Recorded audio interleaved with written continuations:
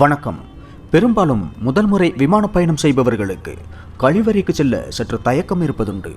விமானத்தின் கழிவறை பற்றி அறியாததும் எப்படி பயன்படுத்துவது என்ற ஒரு சந்தேகமும் தான் அதற்கு காரணம்.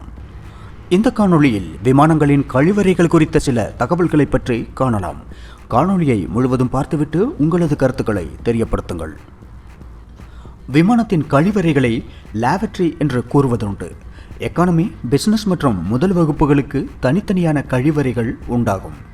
அதேபோல கழிவறைகளின் அமைப்பும் வசதிகளும் விமான தயாரிப்பை பொறுத்து மாறுபடும்.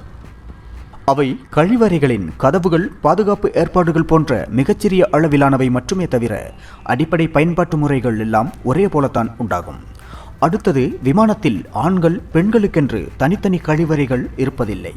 அனைவரும் பயன்படுத்தும் விதத்தில் பொதுவான கழிவறைகள் தான் உள்ளன. கழிவறைக்குள் சீட் பெல்ட் மற்றும் ஆக்சிஜன் மாஸ்க் ஆகிய இரண்டு முக்கிய பாதுகாப்பு அமைப்புகளும் இருப்பதில்லை. கழிவறை கதவுகள் விமானங்களின் தயாரிப்பு, அவற்றின் மாடலை பொறுத்து வேறுபட்டதாக இருக்கும்.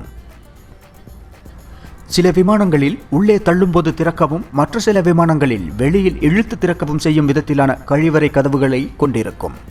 அது அந்த கதவுகளில் தெளிவாக எழுதப்பட்டிருக்கும். விமான கழிவறைக்குள் உள்ள இரண்டு முக்கியமான விஷயங்கள், ஒன்று ஸ்மோக் டிடெக்டர் மற்றும் ஃபயர் எக்ஸ்டிங்யூஷர் ஆகும். கழிவறையின் உள்ளே யாரேனும் புகைப்பிடித்தாலோ அல்லது வேறு ஏதேனும் காரணத்தாலோ புகை ஏற்பட்டால் அதை கண்டறிந்து அலாரம் அடிக்க செய்வது ஸ்மோக் டிடெக்டரின் வேலை. அப்படி அடிக்கும் அலாரம் அதிக சத்தத்துடன் விமானத்தினுள் அனைவருக்கும் மற்றும் விமானிகளுக்கும் கேட்கும் விதத்தில் ஒலிக்கும். அதோடு ஒரு எச்சரிக்கை விளக்கும் சிவப்பு நிறத்தில் எரியும். அடுத்து, கழிவறையில் உள்ள தானியங்கி தீயணைப்பான். அங்குள்ள சிங்கிற்கு அடியில் எப்போதும் அங்குள்ள குப்பை கூடையை குறிவைத்தபடி பொருத்தப்பட்டிருக்கும். குப்பை கூடைக்குள் யாரேனும் புகைப்பிடித்துவிட்டு சிகரெட்டை உள்ளே போட்டுவிட்டால் அதனுள் ஏற்கனவே டிஷ்யூ பேப்பர்களும் மற்ற குப்பைகளும் இருப்பதால் எளிதில் தீப்பற்ற வாய்ப்புள்ளதென்பதால் அப்படி ஏதேனும் நிகழும் பட்சத்தில் தாமாக இயங்கி அணைத்து விடுவது இதன் வேலையாகும். ஷிங்க் டேப்பில் சாதாரண மற்றும் சுடுதண்ணீர் கிடைக்கும். அதேபோல பயணிக்கும் விமானங்களை பொறுத்து கை கழுவும் திரவங்கள், சோப்புகள் உட்பட சில கழிவறை பயன்பாட்டு பொருட்கள் எல்லாம் இருக்கும். அதேபோல குழந்தைகளின் டயப்பர் மாற்றுவதற்காக பயன்படுத்தும் விதத்தில் ஒரு அமைப்பும் உள்ளது. மடக்கி வைக்கப்பட்டிருக்கும் பலகை போன்ற அமைப்பை வெளியில் இழுத்து அதில் குழந்தையை படுக்க வைத்து மாற்ற முடியும்.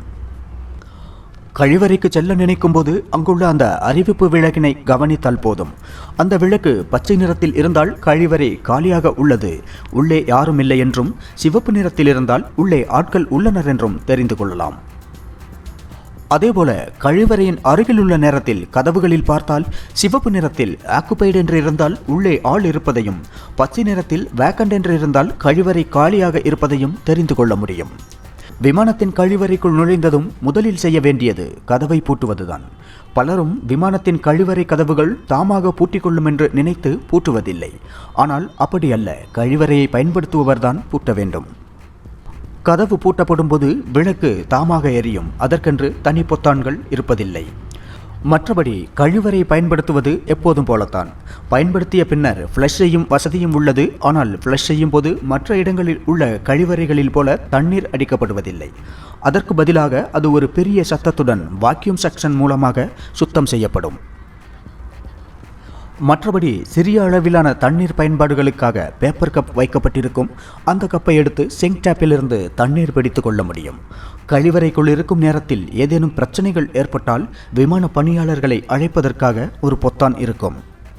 அதனை அழுத்தினால் விமான பணியாளர்களுக்கு அறிவிப்பு கிடைக்கும். அவர்கள் வந்து உதவி செய்வார்கள். அதுபோன்ற நேரங்களில் கழிவறையின் கதவுகள் உள்ளே இருந்து பூட்டப்பட்டிருந்தாலும் வெளியிலிருந்து திறக்க முடியும் விதத்தில் அமைக்கப்பட்டிருக்கும். கழிவறையில் உள்ள நேரத்தில் விமானத்தினுள் சீட் பெல்ட் இட வேண்டிய அறிவிப்பு வந்தால் அது கழிவறைக்குள்ளும் அறிந்து கொள்ள முடியும். அப்படி அறிவிப்பு வந்தால் உடனே கழிவறையிலிருந்து வெளியேறி இருக்கையில் சென்று அமர்ந்து பெல்ட் இட்டு கொள்ள வேண்டும். அதேபோல விமானத்திலோ விமான கழிவறைக்குள்ளோ புகைப்பிடிப்பது முற்றிலும் தவறான விஷயமாகும். மீறி செய்யும் பட்சத்தில் விமான நிறுவனமோ விமானத்தின் விமானிகளோ நினைத்தால் வழக்கு பதிவு செய்ய முடியும்.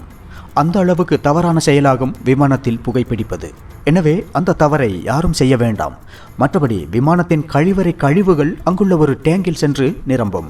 விமானம் தரையிறங்கிய பின்னர் அது கழிவுநீர் சேகரிக்கும் வாகனங்களில் நிரப்பப்பட்டு கொண்டு சென்று வெளியேற்றப்படும்.